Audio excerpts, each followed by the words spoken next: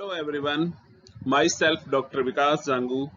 In this video, I am going to discuss about imbibitions, diffusion and osmosis. You know that the plant is autotrophic organism and they prepare their food on. The food are prepared into the leaves and water are absorbed by the roots. But the movement of material into and out of cell in plant take place in solution or gaseous form. Although the exact process of this is not very clear, there are three main physical processes that are involved in the movement of material into the plants from one cell to another cells. These processes are the imbibitions, diffusions and osmosis. First of all, we explain the process of imbibitions. आपने देखा होगा कि जब आप पानी के अंदर seeds को डालते हैं तो वो सीड्स जो हैं वो फूल जाते हैं. ये जो सीड्स फूल जाते हैं that are the involvement of a process. This is called the imbibitions. So the definition of imbibition that imbibition is the absorption of the water by the hydrophilic colloids, example of plant material which exhibit imbibition by dry seed before germinations. Seed germination कब होता है? Seed in dry forms.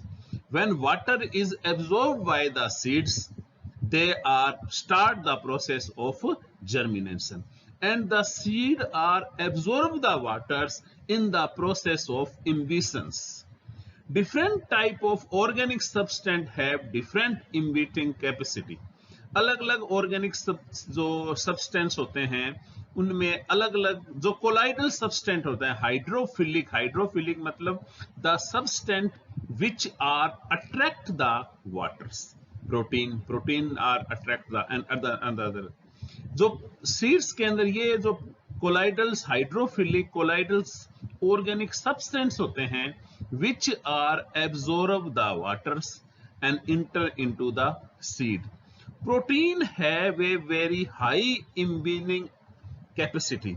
Starch less and cellulose less. सबसे ज्यादा जो imbibition का मतलब आप समझ गए होंगे. इम्बिबिशन मीन्स होता है कि जो हाइड्रोफिलिक कोलाइडल सब्सटेंट होते हैं जैसे प्रोटीन है वो वाटर को अट्रैक्ट करता है, एब्जॉर्ब करता है. अब आप सीड को वाटर के अंदर डालोगे, सीड के अंदर जो सीड्स का कवर होता है वो कोट होता है, उसके अंदर प्रोटीन्स होती हैं और अनदर ऑर्गेनिक हाइड्रोफिलिक कोलाइडल सब्सटेंट होते हैं. वो क्या करेंगे? वाटर को एब्जॉर्ब करेंगे और वाटर को एब्जॉर्ब करके वाटर की एंट्री जो है वो सीड के अंदर कराएंगे और फिर ये सीड्स का जर्मिनेशन क्या होगा? स्टार्ट होगा. तो जो protein and another hydrophilic colloidal substance के द्वारा वाटर को अट्रैक्ट किया जाता है, अवशोषित किया जाता है, वो जो प्रोसेस होता है और इसमें सबसे ज्यादा जो हाइड्रोफिलिक कोलाइड सब्सटेंट है which are the protein. Starch कम एब्जॉर्ब करता है और सेलुलोज जो होता है वो एब्जॉर्ब करता ही नहीं है. That is why proteinious pea seed swell more on imbibition than the starchy wheat seed. आपने देखा होगा कि जो पी सीड्स होते हैं वो ज्यादा एब्जॉर्ब करते हैं वाटर को और जो व्हीट है वो क्या करता है? कम एब्जॉर्ब करता है. क्यों करता है? क्योंकि पी सीड्स के अंदर प्रोटीन ज्यादा होती है जबकि व्हीट के अंदर क्या होती है? स्टार्च ज्यादा होता है. और जो प्रोटीन है which are the most imbibing particle. आपने देखा होगा कि जब बरसात का मौसम होता है, बरसात के मौसम में जो लकड़ी के दरवाजे होते हैं वो क्या होते हैं? फूल जाते हैं, स्वेल हो जाते हैं. It is also a process of imbibitions. These substances are called the imbibitions and the phenomena as the imbibitions. जो सबस्टेंट इसको वाटर को एब्जॉर्ब करता है, which substance is called the imbibants, and the ये जो प्रोसेस होता है, ये phenomena is called the imbibitions. When the imbitions are occur, these exist certain force of the attraction in between the imbibents and the imbibed substance. जिस सब्सटेंट को absorb किया जाता है मोस्टली वाटर को, that are the imbibant substance, और जो absorb करता है that is the imbibants. In plant, this is because of the presence of large number of hydrophilic colloids, both in living as well as dead cell, in the form of protein, carbohydrate, such as starch, cellulose, pectin, and other substance which have strong attraction toward the water. मैंने आपको पहले बताया था सबसे ज्यादा कौन attract करता है, प्रोटीन. फिर कौन करता है, स्टार्च. सेलुलोज जो होता है वो सबसे कम वाटर को एब्जॉर्ब करता है. तो ये जो एब्जॉर्ब करने वाले सब्सटेंट होते हैं, protein, carbohydrate, cellulose, that is called the imbibants. और जो प्रोसेस होता है that is called the imbibition. This imbition is play a very important role in the plant lives. The first step in the absorption of water by the root of higher plants is the imbition of water by the cell wall of root hair. इस जो इम्बिशन का process होता है, सबसे देखो, water are absorb by the root. Water को कौन absorb करता है, रूट एब्जॉर्ब करता है. तो रूट हेयर जो होते हैं, रूट हेयर जो होते हैं वो सबसे पहले किसके कांटेक्ट में आते हैं, जो वाटर होता है सॉइल के अंदर उसके कांटेक्ट में आते हैं. और जो रूट हेयर की सेल वॉल होती है वो सबसे पहले इस वाटर को इम्बिंट करती है. सेल वॉल के अंदर जो कोलाइडल, हाइड्रोफिलिक कोलाइडल सब्सटेंट पाए जाते हैं, विच इम्बिंट द वाटर को अंदर लेते हैं, और उसके बाद में सारा प्रोसेस स्टार्ट होता है.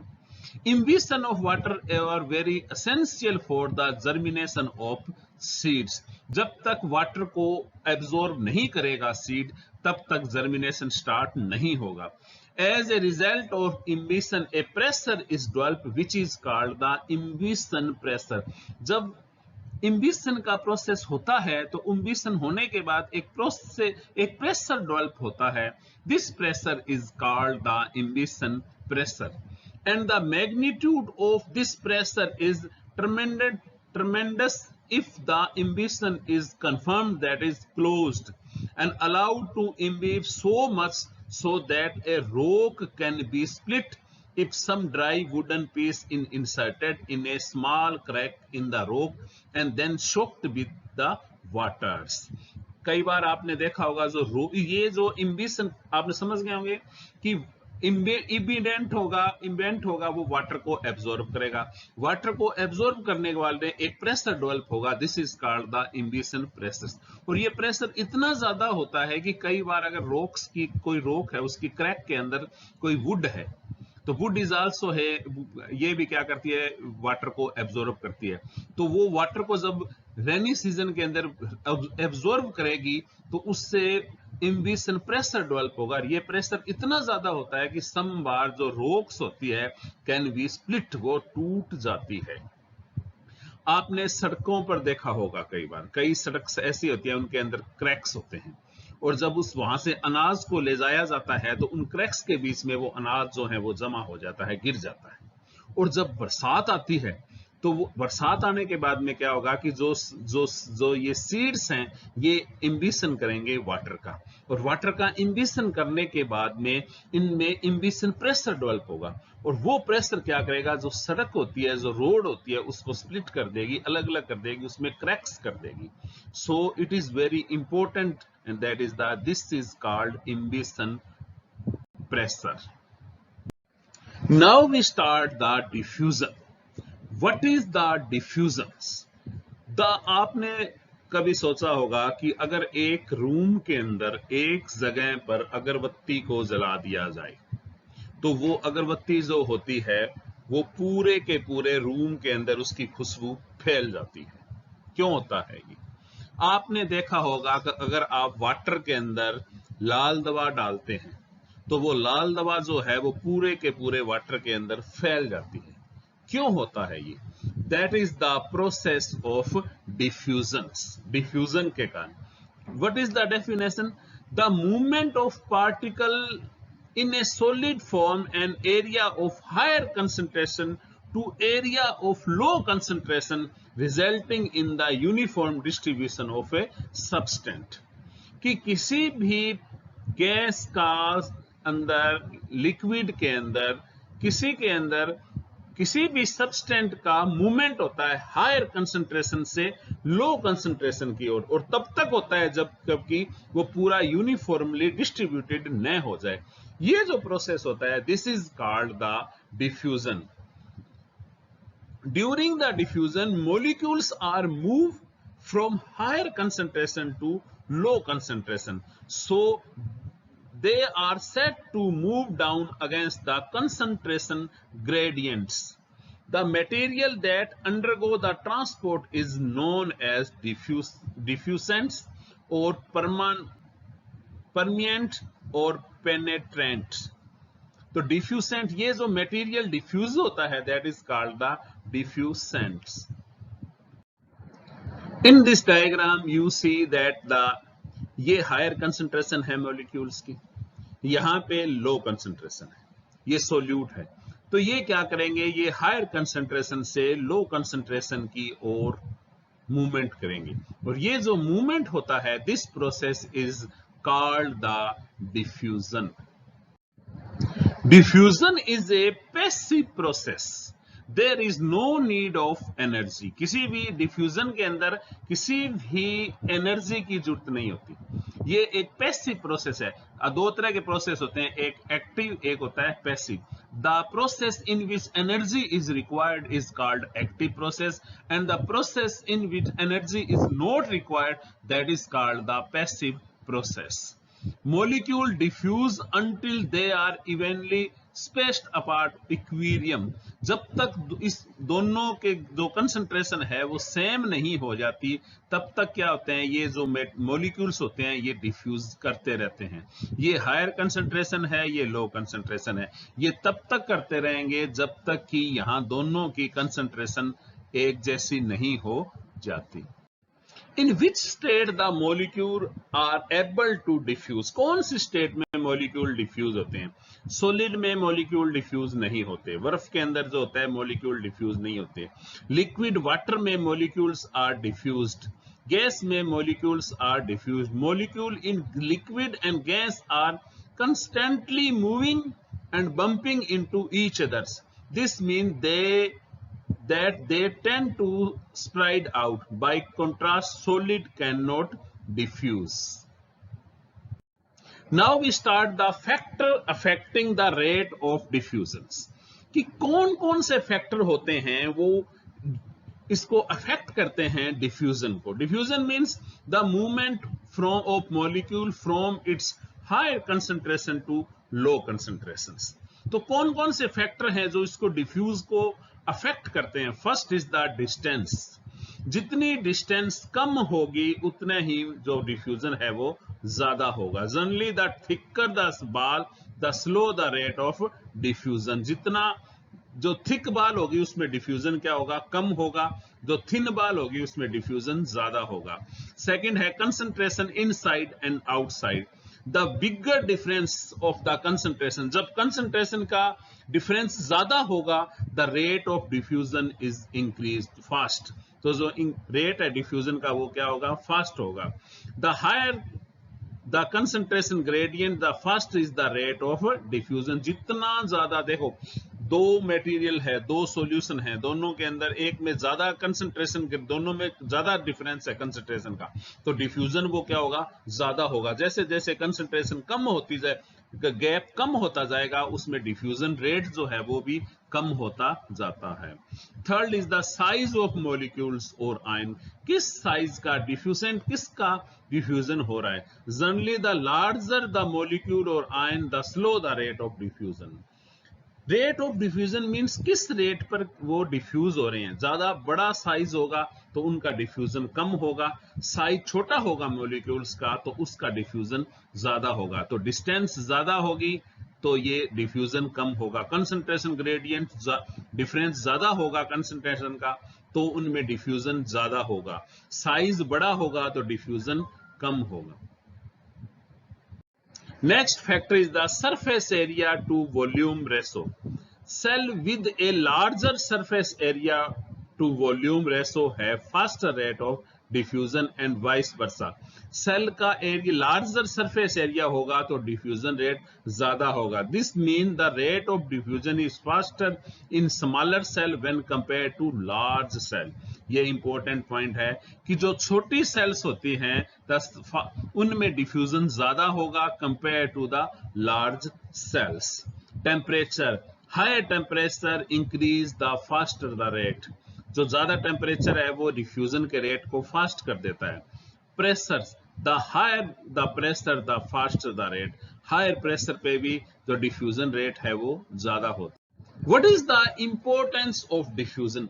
डिफ्यूजन का प्लांट्स के लिए क्या इंपॉर्टेंस है?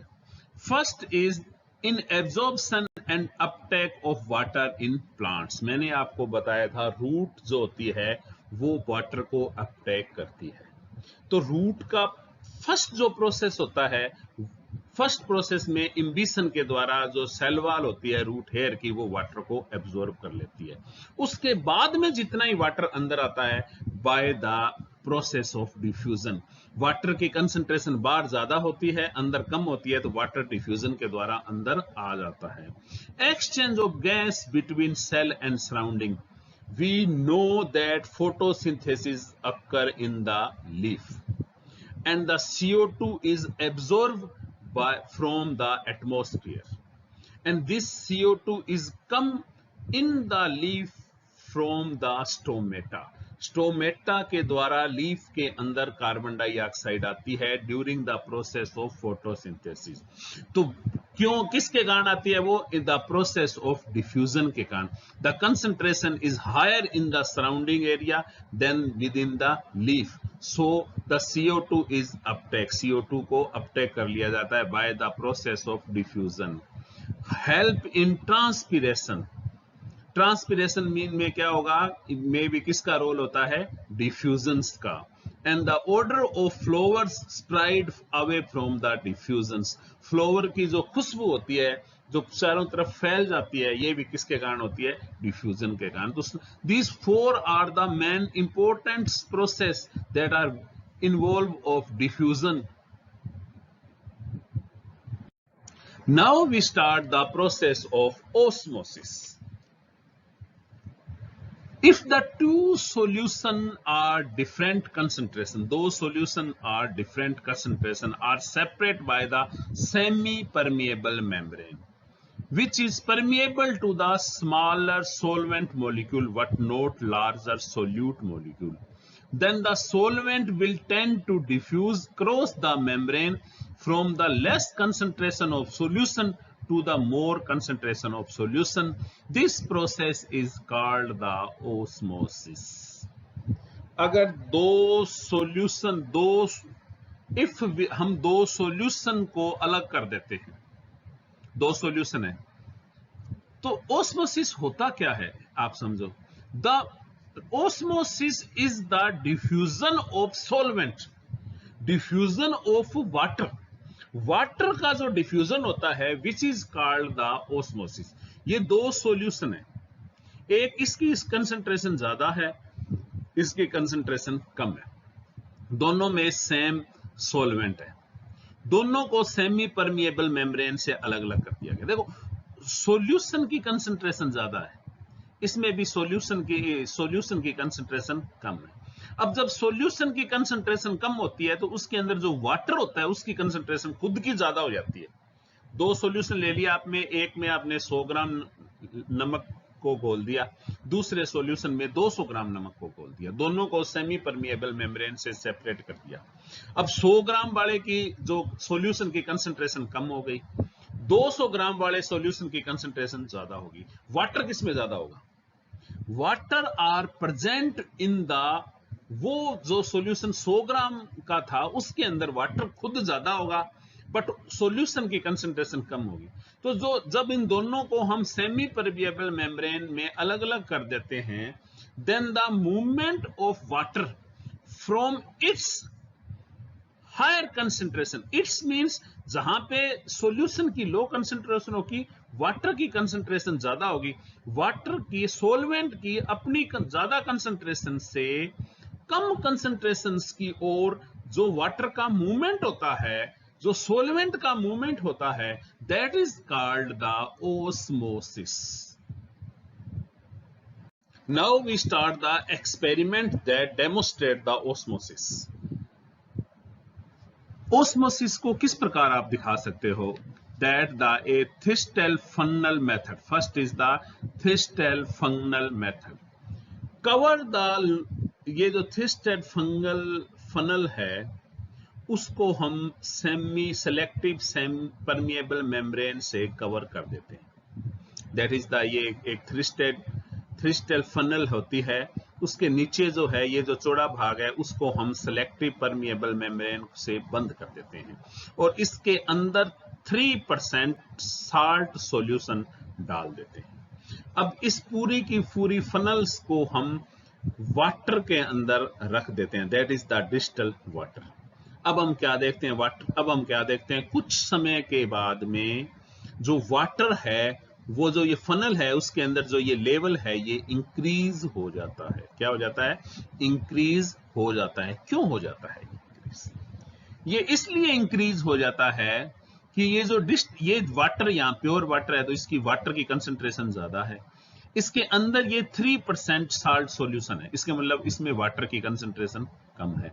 तो ओस्मोसिस के द्वारा वाटर जो है वो सेमी परमिएबल मेम्ब्रेन से होता हुआ इसमें मूवमेंट करेगा तो इसका लेवल जो है वो इंक्रीज होता रहेगा।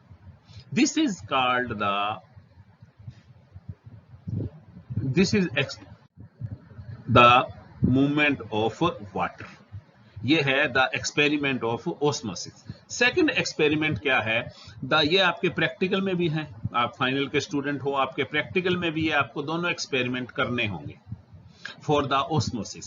सेकंड है the exo and endo osmosis का डेमोस्ट्रेट कैसे होता है। एक्सो मीन्स क्या होता है? एक्सो मीन्स होता है बाहर, वाटर आर अंदर से बाहर की ओर आता है, that is called the exo osmosis. Water जो है बाहर से सेल के अंदर आता है, that is the endo osmosis. हम क्या करते हैं? This is the potato method, that is also known as the potato method. तो सेकंड जो है that is very important experiment and very useful for student for in the practical purpose. हम क्या करते हैं? We are take a potato, एक आलू लेते हैं और उसकी स्किन जो है उसको हटा देते हैं। A cup there one end each flat with a sharp knife, इसके नाइफ के द्वारा अंदर से उसको कोई कप शेप बना लेते हैं। किस शेप बना लेते हैं? कप के शेप में बना लेते हैं। स्कूप आउट ए कैविटी उसके अंदर से हटा देते हैं और उसको कप शेप में हम बना लेते हैं। अब इसमें ये देखो, ये रहा, ये दैट इज द, ये एक पोटैटो है। पोटैटो के चारों ओर से हमने जो उसका कवरिंग होती है, स्किन होती है, उसको हटा दिया। उसके अंदर से है इसके कैविटी बना ली, उसके अंदर से हमने हटा के एक कैविटी बना ली, ये कैविटी बना ली।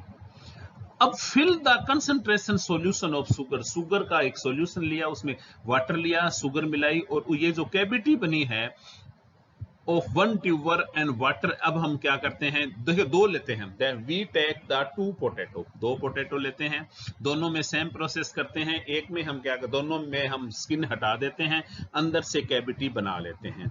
एक में हम क्या डालते हैं? एक पोटैटो के अंदर हम ये सॉल्यूशन डालते हैं, दैट इज द, किसका solution? That is the sugar का सॉल्यूशन पोटैटो के अंदर डालते हैं, ठीक है। और उसके चारों ओर क्या होता है? वाटर से भरे के अंदर एक पेट्री प्लेट्स के अंदर उसको हम रख देते हैं। सेकंड जो पोटैटो होता है उसके अंदर हम क्या डालते हैं?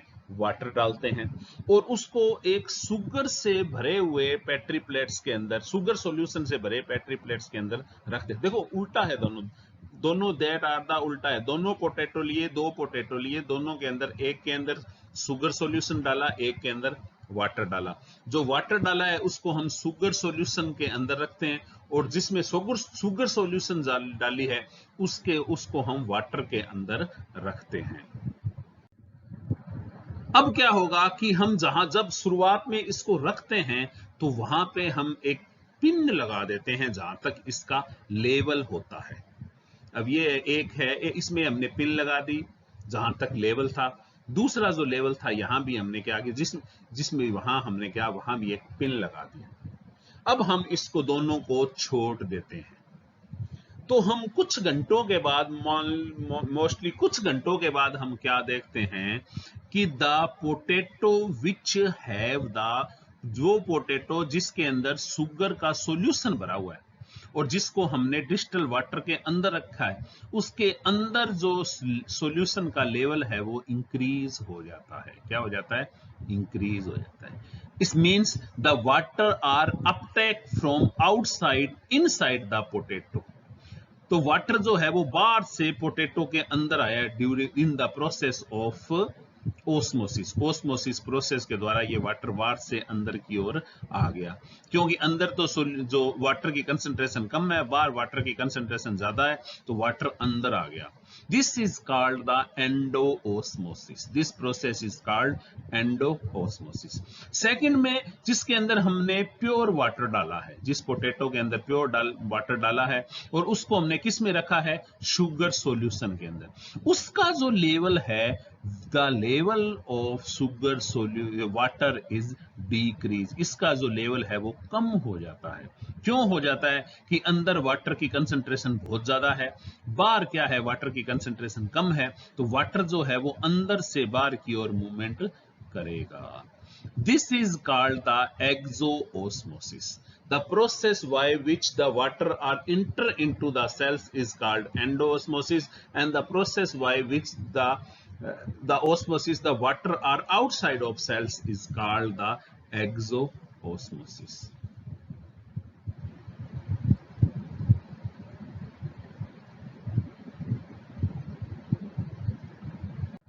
इन दिस स्लाइड वी एक्सप्लेन कैसे कैसे वाटर कब कब मूवमेंट करता है। देखो ये दो सॉल्यूशन है, यहाँ पे वाटर मॉलिक्यूल्स हैं, ये एक सॉल्यूशन है जिसके अंदर शुगर मॉलिक्यूल, ये शुगर सॉल्यूशन है, ये प्योर वाटर सॉल्यूशन है। दोनों को सेमी परमिएबल मेम्ब्रेन से अलग अलग कर दिया गया। तो कहां से कहां की ओर वाटर जाएगा? प्योर वाटर से सॉल्यूशन की ओर वाटर मूवमेंट करेगा। डाइल्यूट सॉल्यूशन से कंसंट्रेटेड सॉल्यूशन की ओर वाटर मूवमेंट करेगा। हाइपोटोनिक सॉल्यूशन से हाइपरटोनिक सॉल्यूशन की ओर मूवमेंट करेगा। नेक्स्ट जो आपके क्लास होगा, जो नेक्स्ट जो टॉपिक है, इसमें यही बताऊंगा मैं क्या हाइपोटोनिक होता है, क्या हाइपरटोनिक्स होता है। High free energy water molecule से लो फ्री एनर्जी वाटर मॉलिक्यूल्स की ओर मूवमेंट करेगा। हाई केमिकल पोटेंशियल से लो केमिकल पोटेंशियल की ओर वाटर मूवमेंट करेगा। High DPD diffusion pressure of water से लो डिफ्यूजन प्रेशर ऑफ वाटर की ओर वाटर मूवमेंट करेगा। तो नेक्स्ट जो हमारी क्लास होगी उसके अंदर हम यही पढ़ेंगे, what is the hypertonic, what is the hypotonic, what is the chemical potential, what is the diffusion pressure deficient, ये सभी हम पढ़ेंगे। तो इस स्लाइड में यही बताया गया है कि ओस्मोसिस में वाटर कहां से कहां की ओर मूवमेंट करता है। Next is the what is the importance of osmosis in plants. क्या इंपॉर्टेंस होता है? Osmosis is the important in absorption of waters. देखो जब वाटर को एब्जॉर्प्शन किया जाता है तो तीनों ही प्रोसेस इन्वॉल्व होते हैं, imbibition, diffusion and osmosis. Osmosis is the diffusion of water. ये बात याद रखना कि वाटर का डिफ्यूजन क्या होता है, that is the osmosis. Cell to cell movement of water through the plant body due to osmosis. एक सेल से दूसरी सेल में जब वाटर मूवमेंट करता है, ओस्मोसिस के द्वारा मूवमेंट करता है। The rigidity of plants, shape जो होती है सेल्स ऑर्गन्स की, which are maintain by osmosis. जो प्लांट्स ऑर्गन की शेप होती है, रिजिडिटी होती है। व्हाट इज द रिजिडिटी, ये मैं आपको बताऊंगा नेक्स्ट पर। ये सभी किसके द्वारा होती है? ओस्मोसिस द्वारा। Growing point of root remain turgid because of osmosis. and are able to penetrate soils. जो ग्रोइंग, क्यों सोइल्स के अंदर क्या होती है कि सोइल के अंदर जो रूट होती है वो पेनेट्रेट करती जाती है, और वो तब तक पेनेट्रेट करेगी जब तक इसकी टर्गिडिटी जो है वो बनी रहेगी। तो ये टर्गिडिटी किसके द्वारा बनी रहती है? That is the osmosis. The resistance of plant of drought and frost is brought about by the osmotic pressure of their cells. The movement of plant and plant part, that is the movement of leaflets of Indian telegram plants, bursting of many fruit, sporangia, etc., occur due to osmosis. And the last is the opening and closing of stomata is also affected by the osmosis. Next is the how osmosis is different from the diffusion. Osmosis diffusion से अलग क्यों है? Osmosis is a movement of water. Osmosis में water का movement होता है, but in diffusion net movement of molecules or ions. इसमें water का नहीं होकर molecules और ion का diffusion होता है. The osmosis occur in liquid medium only and only solvent molecules, but diffusion is occur in any medium, or diffusing particle may be solid, liquid, or in gas forms. In osmosis, presence of semi-permeable membrane is necessary. What is diffusion? There is no requirement of semi-permeable membrane. तो देखो ये इसमें क्या होता है, movement of solvent का movement होता है, इसमें किसी का भी मूवमेंट हो सकता है डिफ्यूजन में। इसमें लिक्विड मीडियम ही चाहिए क्योंकि इसमें सॉल्वेंट, इसमें लिक्विड हो या गैसियस मीडियम हो, सब में डिफ्यूजन होता है। ये जब तक सेमी परमिएबल मेम्ब्रेन होती है ये इसमें जरूरी होती है, इसमें सेमी परमिएबल मेम्ब्रेन रिक्वायर्ड नहीं होती। So today we discuss about the imbitions, diffusions and osmosis. All three processes are involved in the movement of material into the plants. Thank you.